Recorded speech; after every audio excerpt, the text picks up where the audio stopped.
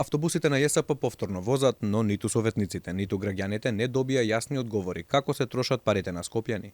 Вечниот загубар, јавното сообраќајно претпријатие на град Скопје, од година за година ги чини граѓаните се повеќе.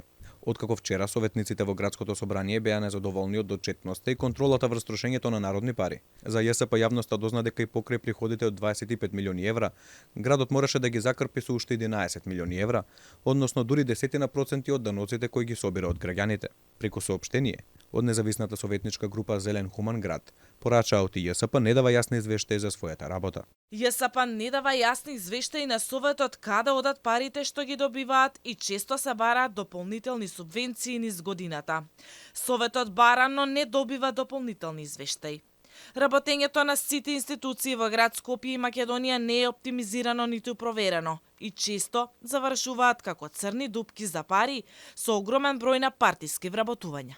Но и покрај ова, обидите на мнозинството советници да дојдат до одговори на неколку седници поред, вклучително и вчерашната, беше неуспешен. Советниците лојални на градоначалничката Арсовска во коалиција со оние на партиите ГРОМ, СДСМ, Левица и ДОМ, преку извлекување советници од породилно отсуство и боледување, го одбија амандманот на ВМРО ДПМН да се исплатат субвенции доволно за плати, а остатокот откако ЈСП ќе достави соодветни извештаи за тоа како ги троши парите на скопјани.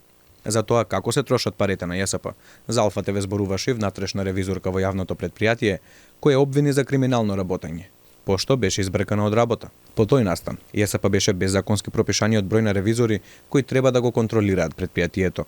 Трошењето пари во градското претпријатие го одбележа и аферата за набавка на гориво, додека протестираа приватните превозници. Кадар на СДСМ, поставен од Арсовска, од нафтената компанија Путско Петрол, чии собственици се поврзани со ДУИ, на тендер набави гориво во вредност од 27 милиони евра без рабат, односно попуст од 6 денари, што било случај во претходните јавни набавки. Јавноста ги обвинуваше дека со таа постапка доплатиле дополнителни 1,4 милиони евра, што во тој момент беа доволни за да се надминат долговите кон приватните превозници.